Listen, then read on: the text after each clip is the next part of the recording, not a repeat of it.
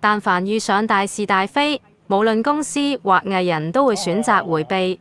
姜濤有勇氣、有承擔，頂住巨大壓力，堅持親身辟謠，坦誠回答是其是，非其非，俾埋滿布傷痕嘅手你睇又如何？君子坦蕩蕩，相比匿埋喺鍵盤後惡言獨語嘅小人，簡直有天淵之別。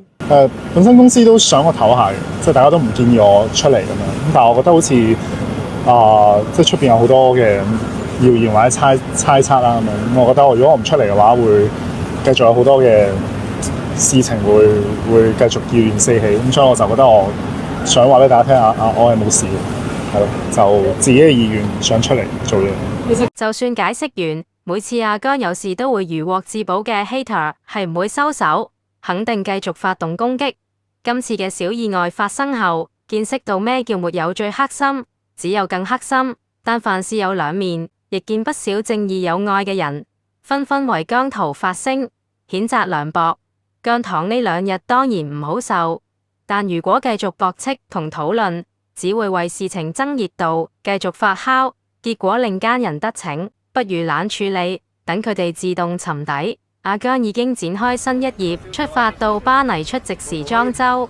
姜糖應該同步 move on， 正向支持姜濤。昨日好多姜糖就算 fan meet 冇飛入場，但都到場外聲援。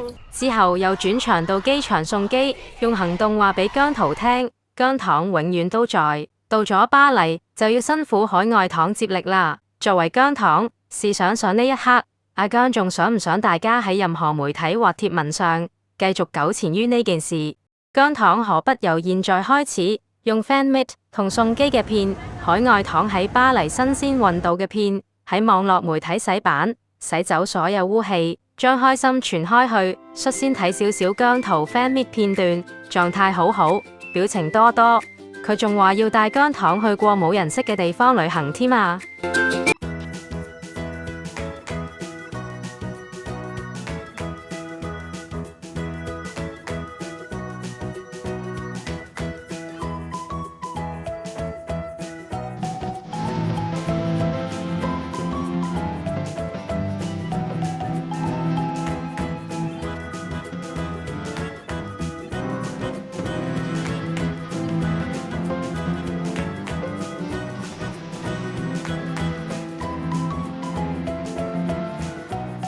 個個平安先啊，親口聽到你，冇錯，OK，所以唔使擔心嘅。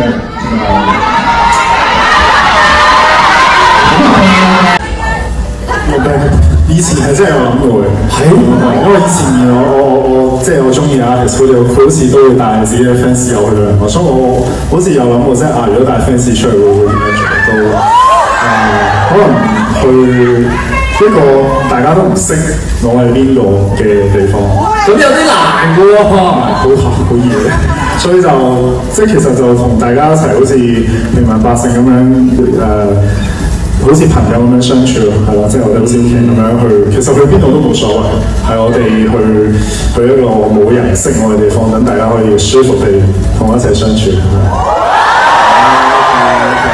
姜糖唔好因為今日某人嘅一言，聽日某人嘅一語就俾人帶風向走散。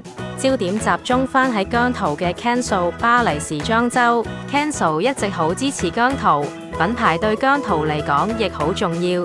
請姜糖集中關注度去返對姜濤有利嘅話題上，全力支持應援。